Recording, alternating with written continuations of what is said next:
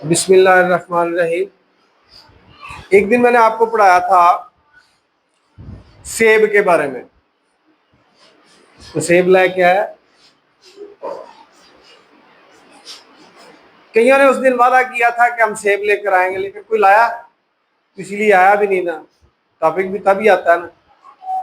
तो मैंने कहा था कि एक बंदे ने 1/2 सेब खाए, एक ने 1/4 खाया सेब,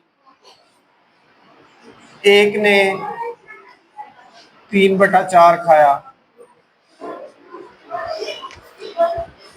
अब आप ये बताएं, चले 3/4 को छोड़े, इन दोनों में से ज्यादा सेब किसने खाया? ये वही बात थी। ये आप नीचे कर लें। अब उस दिन आपको पता चला, उससे पहले आपका कॉन्सेप्ट नहीं था। अब पता चला कि एक सेब के 2 टुकड़े किए तो उसमें से एक खाया, एक सेब के 4 टुकड़े किए तो उसमें से एक खाया। ऐसी है। लेकिन अब मैं इससे थोड़ा सा आगे जाने लगा हूं। ये तो समझ आ गई कि एक सेब के 2 टुकड़े करें तो वो आधा सेब हो गया, और अगर उसके 4 टुकड़े करें तो वो उसका चौथा हिस्सा था। तो इसका मतलब 1/4 जो है ये थोड़ा है, टुकड़े छोटे हो गए ना। ठीक है। अब मैं कहता हूं कि अगर फर्ज करें, सिर्फ सेब तक ही नहीं रहते, बात पिज्जे पे चले जाते हैं। अच्छा, पिज्जे में क्या करेंगे हम? मैं कहता हूं 13/19,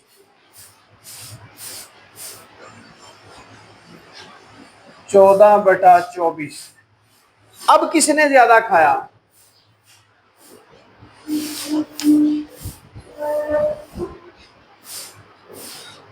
नहीं ना समझ आ रही? क्यों? अब ये जो टुकड़े हैं वो एक जैसे नहीं है, ऊपर भी उसकी वैल्यूज चेंज होगी। अब इसका तरीकाकार क्या है? इसका तरीका क्या है, अगर हम इनको जमा करना चाहते हैं या डिफरेंस अलग-अलग करना चाहते हैं कि कौन सा बड़ा है और कौन सा छोटा है, तो हम क्या करेंगे? हम उनके डिनोमिनेटर बराबर कर लेंगे। जो नीचे वाली रकम है इसको बराबर करेंगे। कैसे करेंगे? ऊपर नीचे वाले को एक ही बात से, यानी ये 1/2 था और 1/4 है, तो हम इसको 2 से फर्ज करें मल्टीप्लाई करते हैं, तो 1/2 को जरब 2/2 कर दें तो ये क्या आ जाएगा? 2/4। तो पहली रकम क्या थी? 1/4। अब क्या आ गई? 2/4। ये ज्यादा आसान नहीं है बताना कि इसने 4 में से 2 हिस्से खाए, इसने 4 में से 1 हिस्सा खाया। ये ज्यादा आसान हो गया ना। तो अगर आप ये नीचे वाली रकम को बराबर कर लेंगे तो ये उससे ज्यादा आसान हो जाएगा।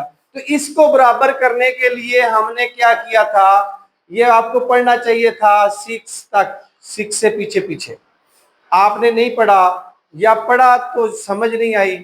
तो उसकी वजह से मैंने अब जरूरत पड़ी कि आगे मैथ आएगा नहीं अगर आपको ये नहीं आए। तो ये दोनों जो नीचे वाले, इनको डिनोमिनेटर कहते हैं। जब तक हम बराबर नहीं करेंगे तो आपको ये पता नहीं चलेगा कि इसने ज्यादा खाया या इसने ज्यादा खाया। तो जब हम इनको बराबर करेंगे तो उसका तरीका जो है उसको हमने पढ़ा था LCM, मल्टीपल।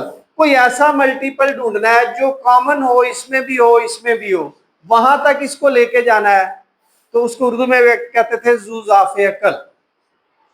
पढ़ा कभी? इंग्लिश में हमने कहा लीस्ट कॉमन मल्टीपल, LCM। समझ आ जाएगी। कल इंशाल्लाह इसका तरीके दोनों जो है वो दोबारा रिवाइज करवाऊंगा। वैसे वो छोटी क्लासों में आप बहुत दफा पढ़ चुके। वो बाई डिवीजन कैसे करते हैं या फैक्टराइजेशन से क्या करते हैं। जैसे मैंने आपको फैक्टर्स के बारे में बताया था, फैक्टर्स किसको कहते हैं? टुकड़ों को। तो जब ये जो फ्रिक्शन है ये हम किसी हिस्से के बारे में पढ़ रहे हैं, पूरी एक जिस्म के बारे में नहीं पढ़ रहे। किसी जिस्म के, किसी भी चीज के टुकड़े कितने हैं, इस्तेमाल कितने हुए, या बात कितनों की हो रही है। तो इसकी प्रैक्टिस होनी चाहिए थी आपकी 3-4 में। अब आपको अगर ये नहीं आया तो फिर आगे आइंदा आपको मैथ नहीं आएगा। तो इसलिए कल इंशाल्लाह हम पढ़ेंगे एलसीएम कैसे लेते हैं।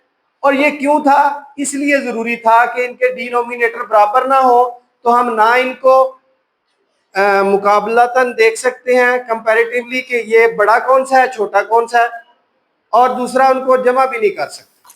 ठीक है जी, बहुत शुक्रिया।